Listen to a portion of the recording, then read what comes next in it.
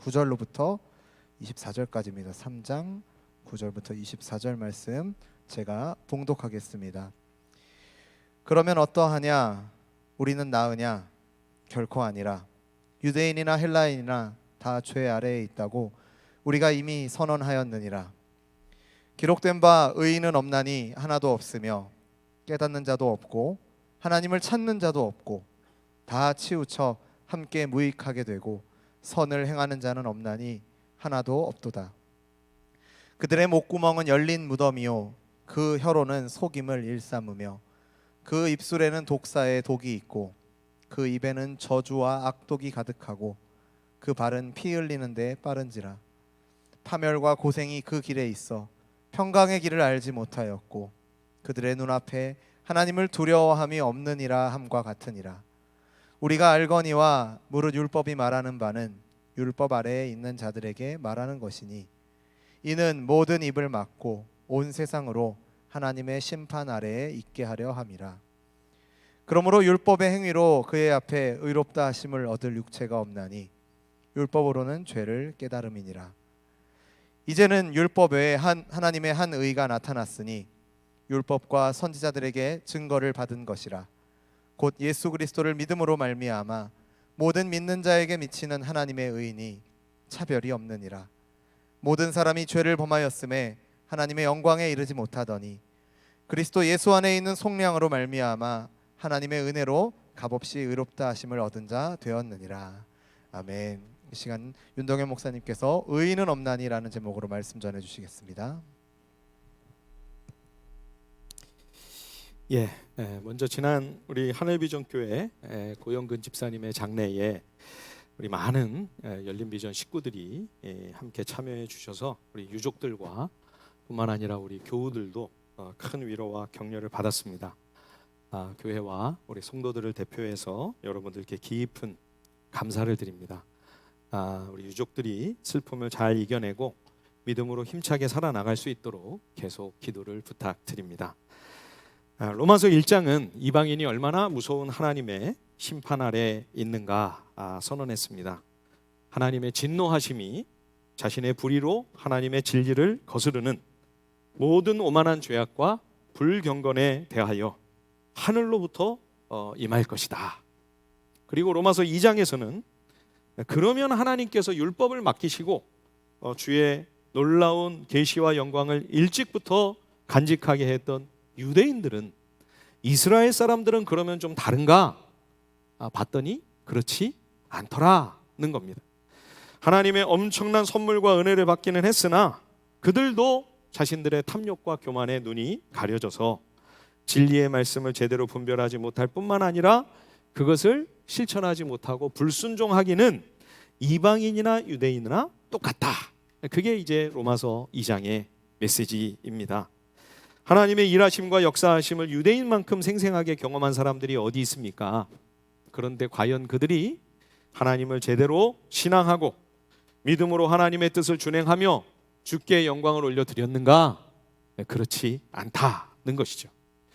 구약 성경은 이스라엘의 역사라고 해도 과언이 아니죠. 그 역사를 통해 확실히 증명된 진리가 무엇입니까?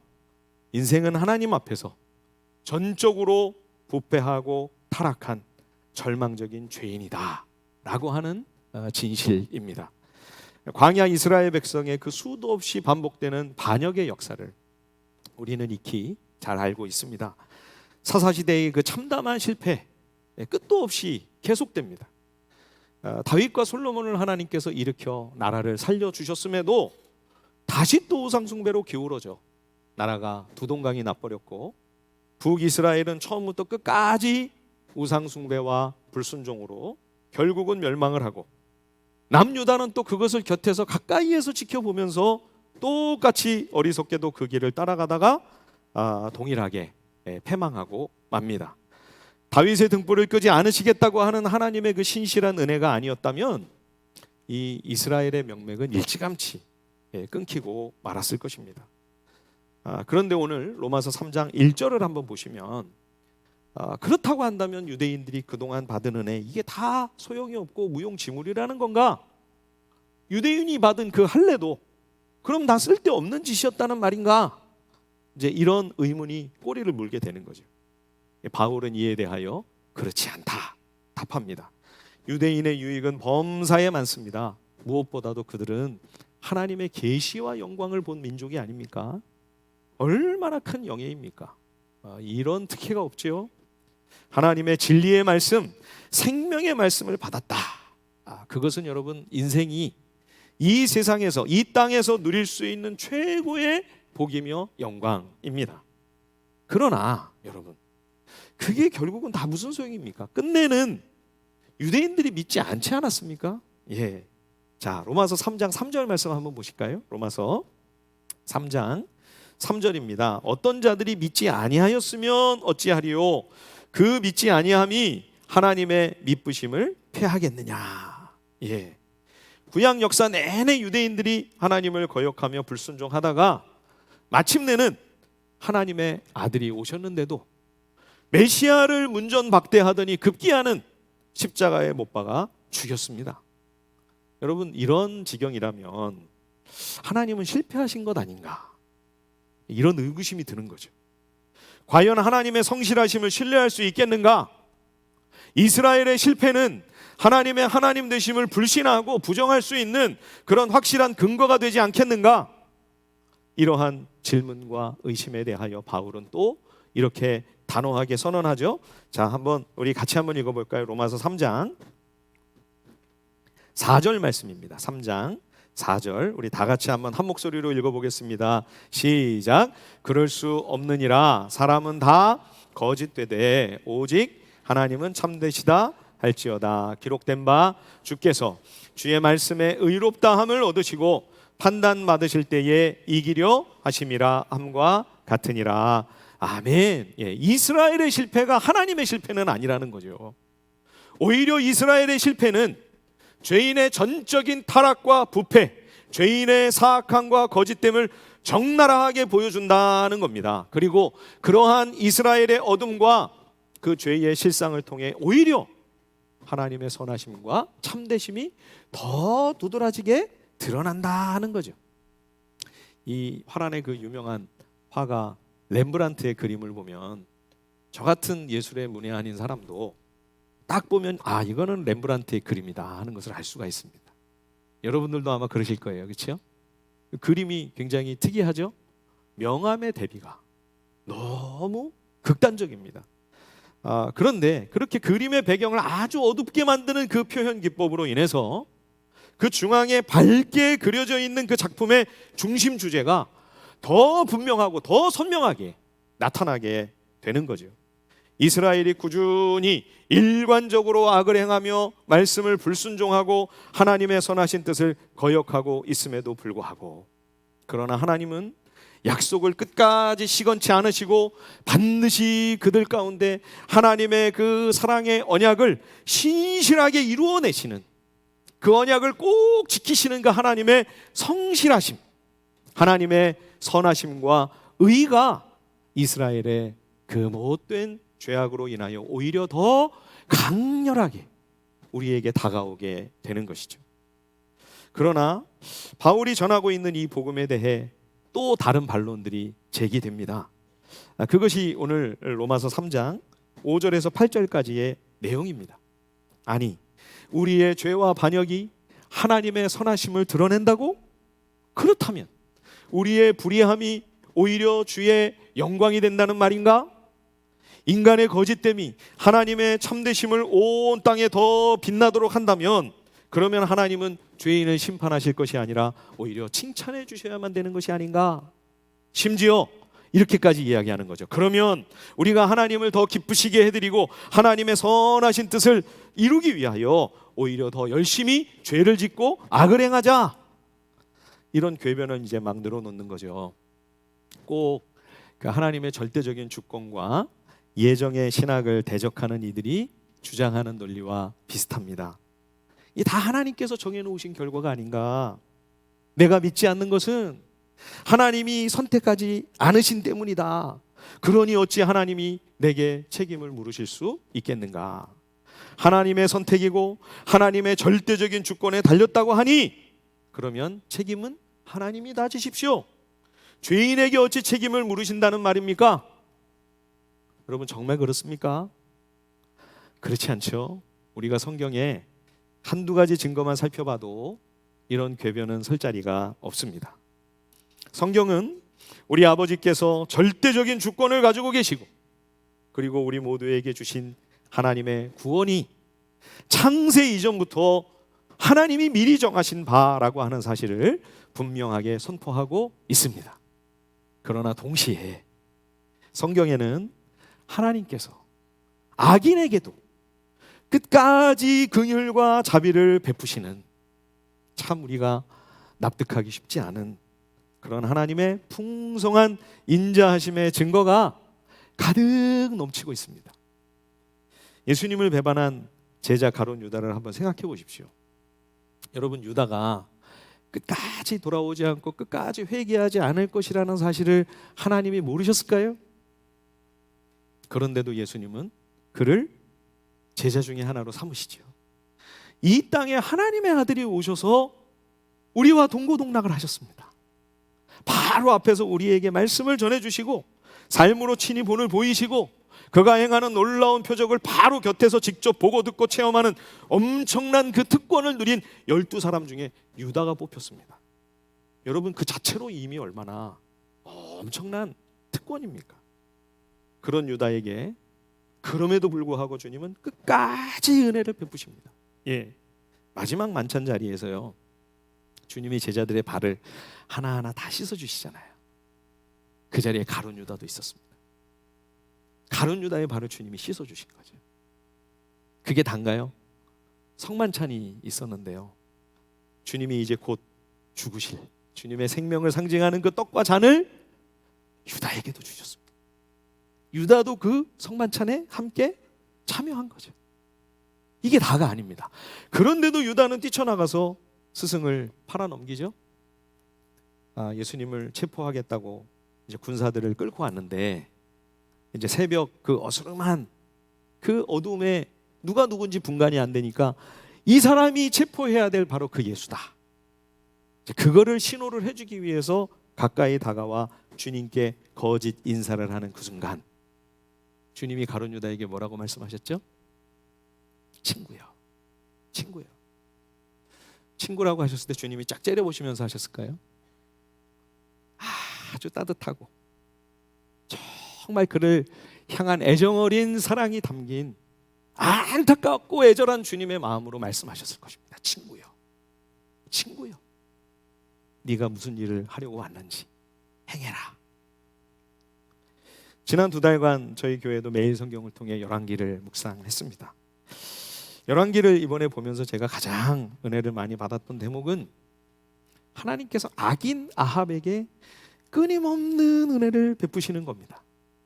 여러분, 북이스라엘은 선한 왕이 한 명도 안 나왔습니다. 이미 언약에서 떨어져 나간 거나 다름이 없는 거예요. 우리가 열왕기와 역대기를 이제 같이 보지 않습니까? 비슷한 역사 시기를 다루고 있기 때문에 겹치는, 반복되는 부분도 있고요. 그러니까 저자랑 시기가 다르기 때문에 기록 목적과 주제가 분명히 다릅니다. 그런데 여러분, 열왕기는 북이스라엘과 남유다 역사를 똑같이 이렇게 병행해서 다루고 있는데, 역대기는요, 북이스라엘 역사가 없어요. 이건 정통성이 없는 역사라는 거예요. 다윗 왕조의 그 정통한 남유다 왕국의 다윗 왕조의 역사만 의미가 있는 거다. 언약의 관점으로 보면 이것 외에는 건질 게 없다는 거죠. 그런데도 여러분, 이번에 열왕기를 보니까 북이스라엘의 하나님이 은혜를 베푸시는 겁니다. 어리석은 아합에게 하나님께서 계속 은총을 주시는 거예요. 그런 아합에게 가장 위대한 선지자 중에 선지자요, 선지자의 대표라고 할 수 있는 예수님께 이제 그 엘리야와 모세가 나타났잖아요. 그 변화산에서. 모세는 모세오경의 그 저자로, 구약 율법을 대표하는 대표자로, 엘리야는 선지자의 대표로 온 겁니다. 그런 엘리야를 아합에게 보내셔서 아합에게 말씀을 증거하시는 거예요. 3년 6개월의 가뭄을 주셨죠. 3년 6개월 만에 비가 내립니다. 큰 비가 오는데, 여러분, 아합이 회개해서 비가 왔나요? 아합은 달라지지 않았습니다. 그런데도 오히려 하나님의 마음이 급하셔서 야, 이러다가 북이스라엘 백성들 다 말라 비틀어져 다 죽겠다. 하나님이 급하셔서 하나님께서 오히려 서둘러 큰 비를 내려주시는 것을 보게 됩니다. 뿐만 아니라 북이스라엘과 시리아의 아합 왕 때에 두 번의 큰 전쟁이 있었습니다. 하나님께서 이기게 하십니다. 여러분 이해가 되세요? 아합과 이세벨이 이렇게 죽을 쓰고 있는데, 온갖 악을 행하며 하나님을 대적하고 있는데, 그러면 시리아의 대군으로 이 나라를 완전히 전멸시켜야 마땅하지 않겠습니까? 그런데 하나님께서 이 미련하고 어리석은 왕에게 하나님만이 오직 진정한 주이심을 깨닫게 해주시려고 이 큰 전쟁에서 두 번이나 기적과 같은 대승을 거두게 하시는 거죠.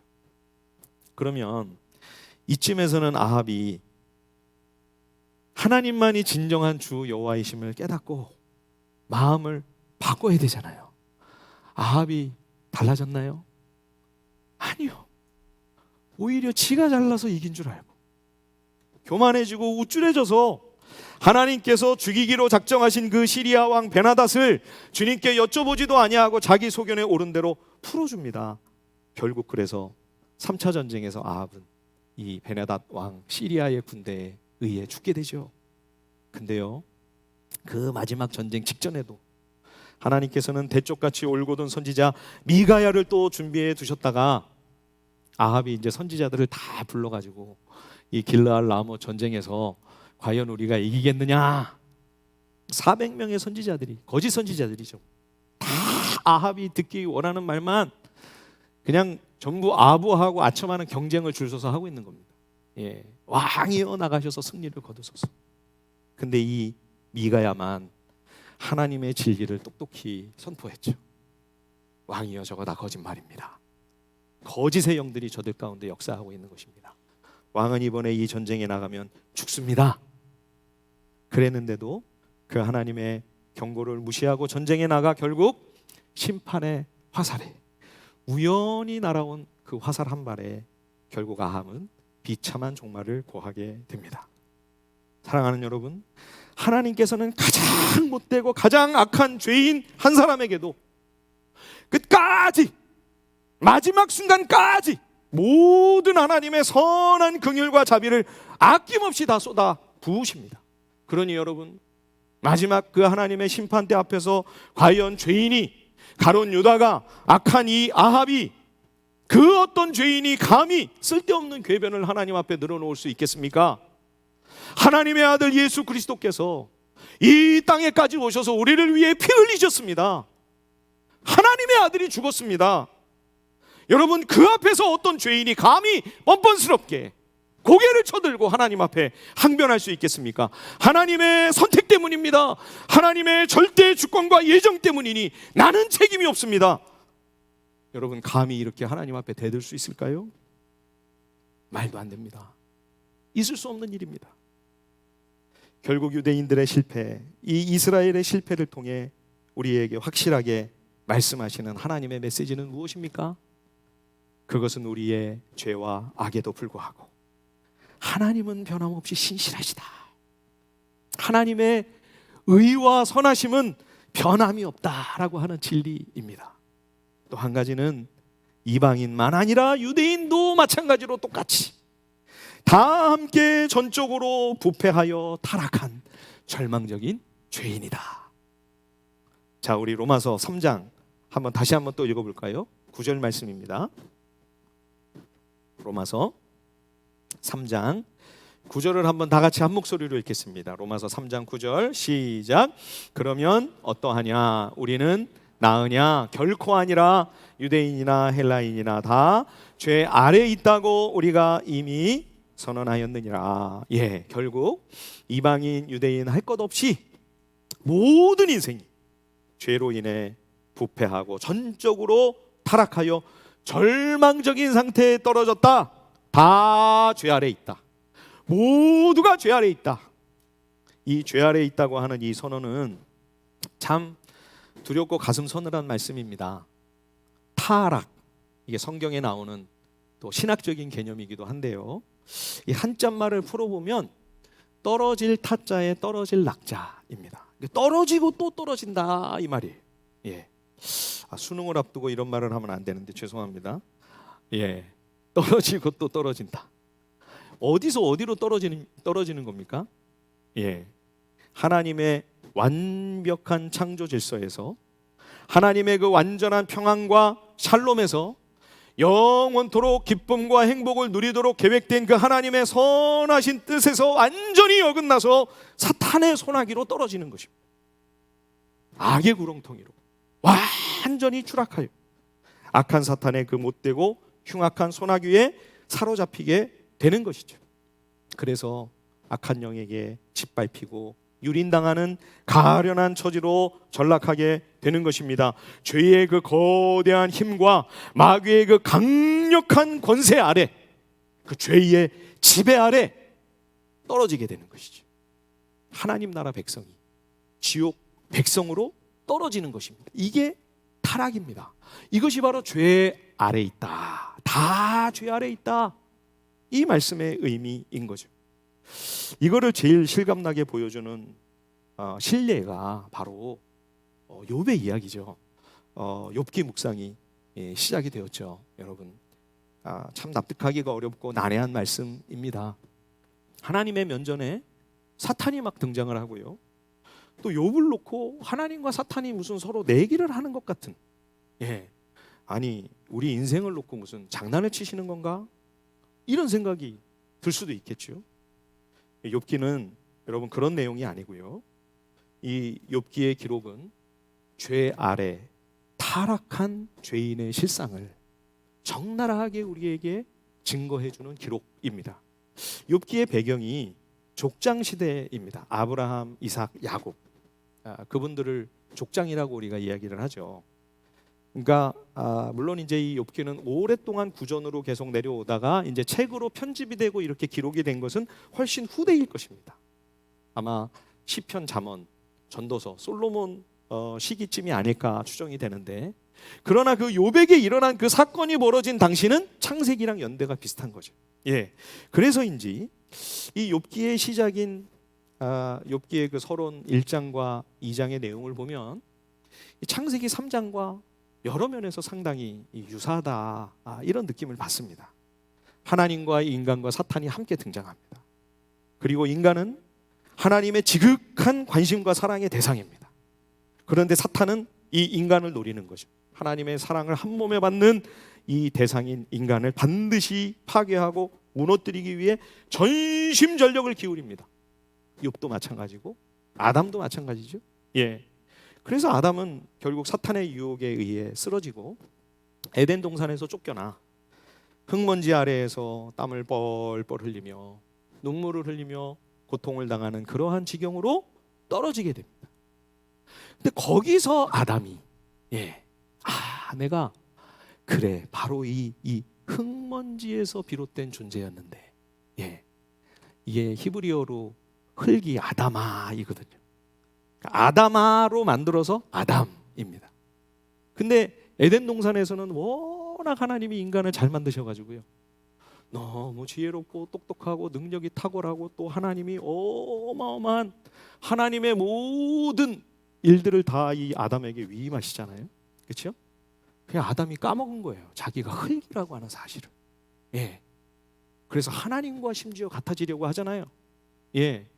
그런데 쫓겨나서 이제 흙먼지 밑바닥으로 완전히 떨어져서 거기서 흙을 갈아 엎으며 비로소 깨닫게 되는 거죠. 새삼 내가 흙이었는데, 흙먼지 티끌과 같은 아무것도 아닌 존재였는데. 그래서 여러분, 거기서 하나님과 아담의 관계가 새롭게 됩니다. 창조 질서는 뭐냐면 하나님이 창조주이시고 나는 흙이다, 그거거든요. 그 창조 질서가 회복이 되면 거기는 에덴 동산이 되는 겁니다. 내가 아직 흙인 줄 모르고 내가 하나님인 양, 내가 왕이 되고 내가 주인이 돼서 설치는 그런 인생은 에덴 동산을 모르는 거죠. 고통과 괴로움과 탄식 가운데 있는 겁니다. 그래서 비록 흙바닥으로 떨어졌지만 아담의 영적인 상황은 다시 에덴 동산이 회복이 되는 거죠. 그래서 여러분, 아담은 원죄의 원흉으로 비참하게 인생을 마감하는 것이 결코 아닙니다. 그는 아벨과 셋을 낳았고요. 그리고 그 가게에서 노아가 나오게 되는 거죠. 그리고 셈이 태어나고요. 그 줄거리에서 믿음의 조상 아브라함이 탄생하게 되는 것입니다. 그 계보에서 아브라함과 다윗의 자손 예수 그리스도가 이 땅에 메시아로 오시는 거죠. 그래서 그 예수님의 별명은 두 번째 아담입니다. 새로운 그 반전이 다른 누가 아닌 아담으로부터 시작이 되는 거죠. 욥도 아담처럼 사탄으로 말미암아 재아 티끌 위에서 비참하게 뒹굴며 울부짖는 그런 참담한 처지로 전락을 했습니다. 그러나 욥은 그 아픔과 고통과 절망 가운데서 오히려 그때까지는 귀로 듣기만 했던 하나님을 두 눈으로 똑똑히 배움는 생생한 은혜를 경험함으로 오히려 더 깊고 높고 넓은 차원의 영적 세계로 도약하게 되지요. 고난과 시련의 막장 끝에서 동일한 놀라운 반전, 하나님의 역전이 시작되는 모습을 우리들이 목격하게 되는 것이죠. 욥기에서 사탄이 하나님을 도발하는 중요한 화두가 뭐죠? 그것은 욥이 까닭없이 아무 원인도 이유도 없는데 그렇게 하나님을 사랑하고 하나님을 공경하겠습니까? 그거예요. 그게 사탄이 반드시 흔들어 무너뜨리고자 했던 하나님과 인간의 사랑의 관계의 핵심입니다. 그 까닭없이라고 하는 그 말은 조건 없는 하나님의 사랑, 무조건적인 하나님의 은혜를 가리키는 것입니다. 사탄은 그 관계를 기어코 깨 부수겠다고 발악을 하면서 덤벼든 거죠. 욥기 1장 2장에서 우리가 참 당혹스러운 것은 하나님이 욥을 사탄에게 넘기는 것 같은 느낌이 들기 때문입니다. 욥기 1장 12절에 보면 하나님께서 그 소유물을 사탄에게 다 맡기노라. 마치 하나님의 손에 있던 욥을 사탄에게 넘기시는 것 같이 보여요. 2장에도 마찬가지입니다. 2장 6절에 보면 그를 내 손에 맡기노라. 다만 그의 생명만은 해치지 못한다. 그런데 여러분, 욥기 1장 12절 말씀을요, 글자 그대로 옮기면 거기 뭐라고 돼 있냐면 보라, 이런 말이 있습니다. 보라. 우리말 성경에는 안 나와요. 좀 안타까워요. 보라, 그가 가진 모든 것이 내 손에 있지 않느냐. 하나님의 손에 있던 욥을 사탄에게 넘기는 게 아니라 하나님이 사탄에게 뭐라고 말씀하시냐면, 야, 이미 욥의 모든 것이 네 손에 있지 않냐, 그 얘기예요. 욥이 소유하고 있던 많은 재산과 재물들, 그의 집과 그의 딸들과 그의 아들들이 다 이미 하나님의 손이 아니라 사탄의 손에 있다는 거예요. 욥기 2장 6절도 마찬가지입니다. 거기에도 보라, 이 보라라고 하는 이 말은 우리가 뭔가 관심을 가지고 더 주목해야 될 때, 유의해서 봐야 될 때 나오는 그러한 표현입니다. 보라, 그가 내 손에 있지 않느냐. 그러니까 욥의 몸, 욥의 건강, 심지어는 만일 하나님께서 확실하게 더 선명하게 가이드라인을 쳐주지 않으셨다면 욥의 생명까지도, 욥의 목숨까지도 이미 사탄의 손아귀 안에 있다, 그런 얘기죠. 여러분, 이게 타락입니다. 유대인이나 이방인이나 다 죄 아래 있다. 우리가 사탄의 지배 아래로 떨어졌다 하는 거죠. 사탄이 지금 아직도 여전히 공중 권세를 잡고 있죠. 욥과 같이 의롭고 경건하고 아무리 정직하고 온전한 그런 거룩한 믿음의 사람일지라도 여전히 이 땅에서는 죄 아래 타락한 상태에 있는 것입니다. 그러니까 죄의 막강한 그 파워의 지배 아래 있는 것이죠. 그러니 성도에게 많은 시련이 있습니다.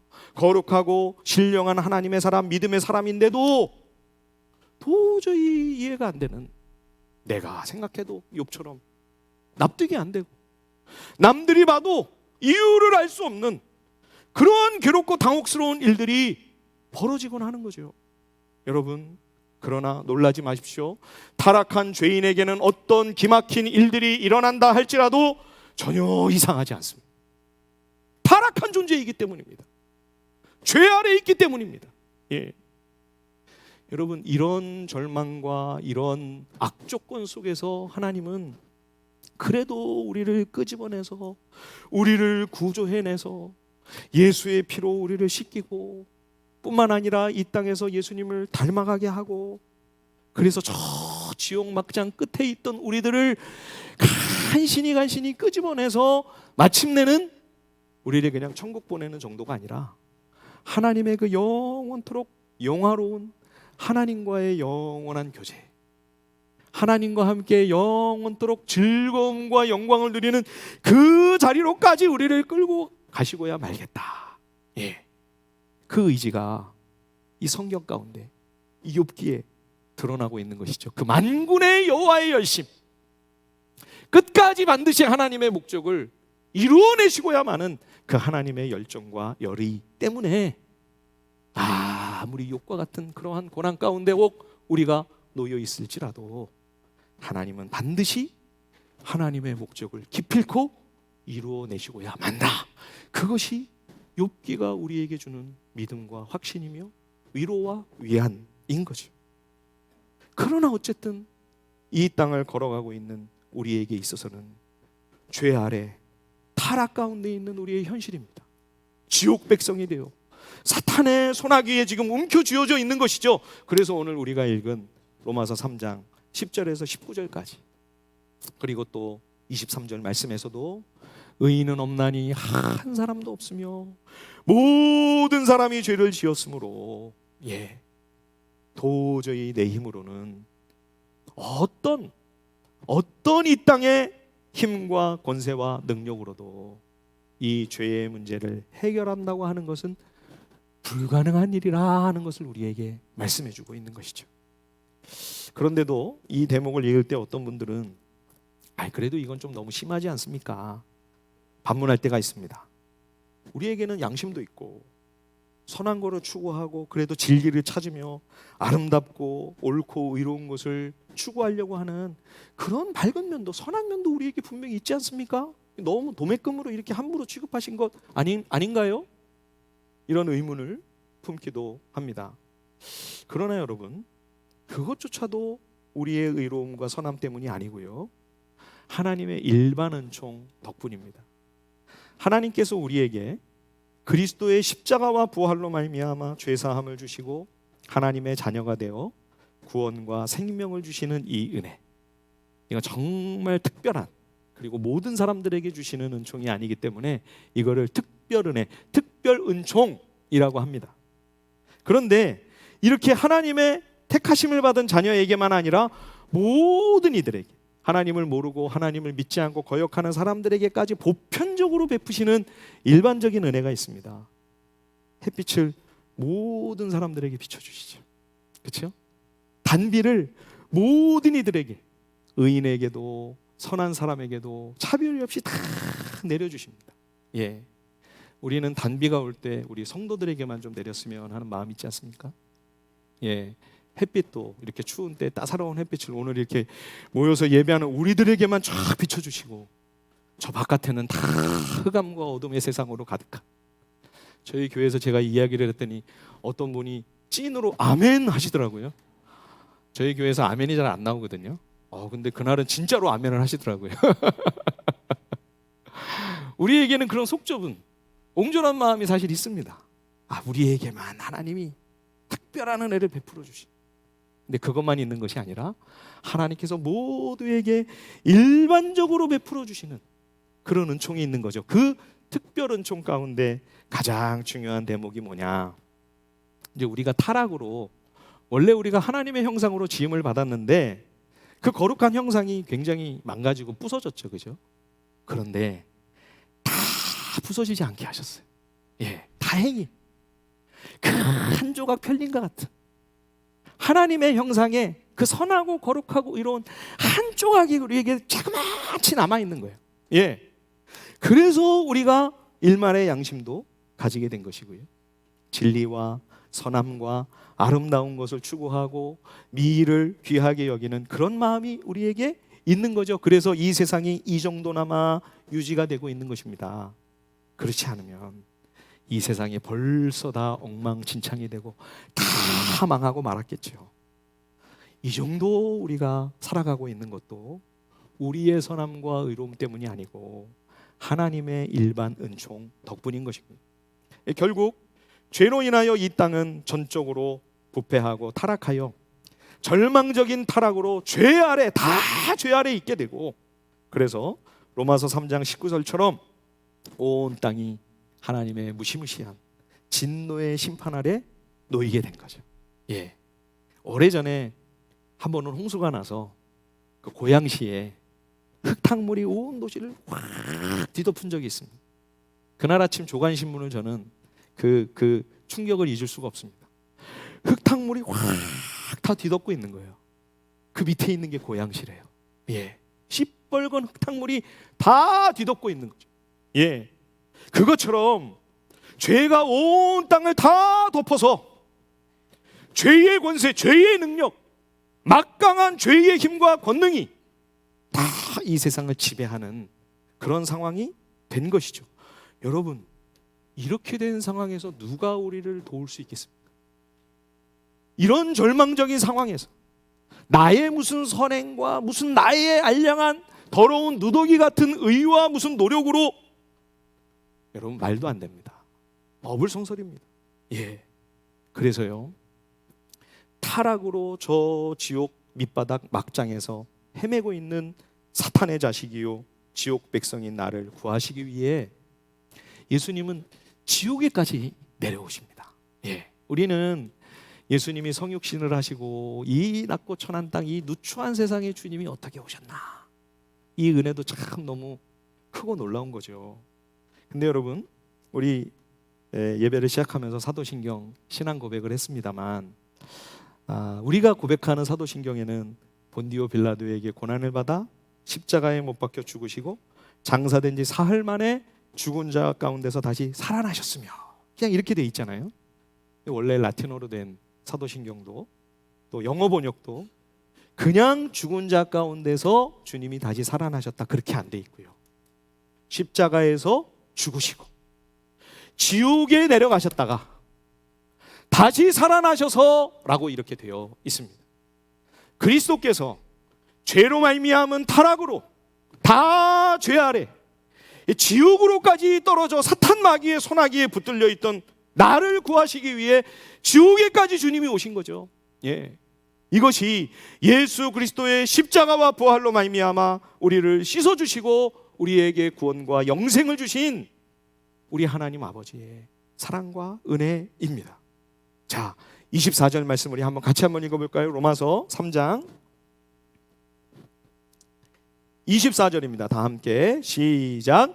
그리스도 예수 안에 있는 속량으로 말미암아 하나님의 은혜로 값없이 의롭다 하심을 얻은 자 되었느니라. 예, 은혜로라는 이 말은 내 노력이나 공로가 아니라 하나님의 전적인 사랑의 선물로, 그런 의미입니다. 값없이라는 것은 아무 조건 없이, 이유 없이, 예, 내가 이런 사랑을 받을 만한 어떤 자격도 없고 무슨 원인이나 이유를 내가 하나님께 제공한 적도 없는데, 예, 아니땐 굴뚝에서 연기 나는 거죠. 이게 우리가 받은 구원입니다. 예, 이것이 하나님의 은혜입니다. 사탄이 욥기에서 까닭없이 욥이 하나님을 경외하겠습니까? 그러면서 하나님과 인간의 그 조건 없는 완벽한 사랑의 관계를 무너뜨리겠다고 덤벼들었는데 결국 실패합니다. 왜요? 하나님께서 까닭없이 우리에게 내가 어떤 이유도 원인도 조건도 제공한 적이 없는데 하나님께서 까닭없이 나를 사랑하시는 그 전적인 은혜로 지옥 막장에서 내가 구원을 받아 장차 하늘 영광에까지 이르게 되는 거죠. 예. 자, 우리 27절 28절도 한번 읽어볼까요? 다 함께 로마서 3장 27절 28절입니다. 다 같이 시작. 그런즉 자랑할 때가 어디 있느냐? 있을 수가 없느니라. 무슨 법으로냐? 행위로냐? 아니라 오직 믿음의 법으로니라. 그러므로 사람이 의롭다 하심을 얻는 것은 율법의 행위에 있지 않고 믿음으로 되는 줄 우리가 인정하노라. 아멘. 여러분, 로마서에는요 공식이 있습니다. 믿음으로라는 말이 나오면 이거는 은혜로, 선물로라는 말이구나. 예, 믿음 이퀄 은혜, 은혜 이퀄 선물. 예, 이거 공식이니까 외우세요. 예, 다음에 오면은 검사하겠습니다. 믿음으로라는 이 말이 나오면 내가 믿었기 때문에 하나님이 나에게 이렇게 은혜를 주시는구나, 그런 얘기가 아닙니다. 그러면 그 믿음은 또 내 행위가 되는 거죠. 그게 아니라 믿음으로 하는 말은 내가 아무것도 잘한 게 없는데 하나님이 은혜로 선물로 이 놀라운 은혜를 주셨구나. 그렇죠? 내가 농사 짓지도 않았는데 열매가 어느 날 나에게 뚝 떨어지는 거예요. 예, 이게 믿음으로, 은혜로, 선물로 라는 말입니다. 율법으로 라는 말이 나오면 율법 이퀄 행위입니다. 행위. 예. 그래서 율법으로 이렇게 이야기하면 이거는 행위로 라는 말이구나. 그래서 우리가 죄 사함을 얻고 구원받는다는 것은 우리의 행위나 공로가 아니라 믿음으로, 은혜로, 선물로 주어지는 것이다. 그러면 여러분, 마지막으로요, 이 행위를 상징하는 율법은 그러면 이제는 필요가 없는 것 아닙니까? 그런데 오늘 로마서 3장을 마감하면서 성령의 감동으로 바울이 뭐라고 우리에게 말해주냐면, 믿음으로 율법이 파기되는 것이 아니라 오히려 율법을 굳게 세운다. 이건 또 무슨 얘기인가? 자, 거기 한번 읽어볼까요? 로마서 3장 31절 우리 한번 읽어보겠습니다. 로마서 3장 31절 말씀입니다. 다 같이 시작. 그런즉 우리가 믿음으로 말미암아 율법을 파기하느냐? 그럴 수 없느니라. 도리어 율법을 굳게, 율법에는요 중요한 세 가지 기능이 있습니다. 아마 첫 번째, 두 번째 기능은 여러분들이 잘 아실 거예요. 먼저는 우리가 율법을 통해 내가 하나님 앞에 절망적인 타락한 죄인이다, 이거를 깨닫는 것입니다. 이것이 율법의 첫 번째 기능입니다. 오늘 본문 3장 20절에도 그러므로 율법의 행위로 그의 앞에 의롭다 하심을 얻을 육체가 없나니 율법으로는 죄를 깨달음이니라. 그래서 이렇게 자기 죄를 율법을 통해 깊이 각성하게 되면 율법은 그런 죄인을 그리스도께로 인도를 합니다. 이게 이제 율법의 두 번째 기능입니다. 죄인을 그리스도께로 인도해 주는 거. 그래서 갈라디아서 3장 24절에 보면 이같이 율법이 우리를 그리스도께로 인도하는 초등교사가 되어 우리로 하여금 믿음으로 말미암아 의롭다함을 얻게 하려 함이라. 자기의 부패하고 타락한 그 죄의 실상을 깊이 절감하면서 나에게는 정말 아무리 생각을 해봐도 도저히 구원의 방도가 없구나, 더 이상 나에게는 구원의 소망, 어떤 살 여명이 나에게는 도무지 발견되지 않는구나 하고 절망하고 있을 때 그 죄인을 율법은 그를 그리스도께로 인도하여 복음과 그 은혜로운 생명을 만나 구원을 얻게 하고 죄로부터 자유와 해방을 만끽할 수 있게 해주는 거죠. 자, 그러면 여러분, 이 두 가지로 율법의 모든 기능이 끝났나요?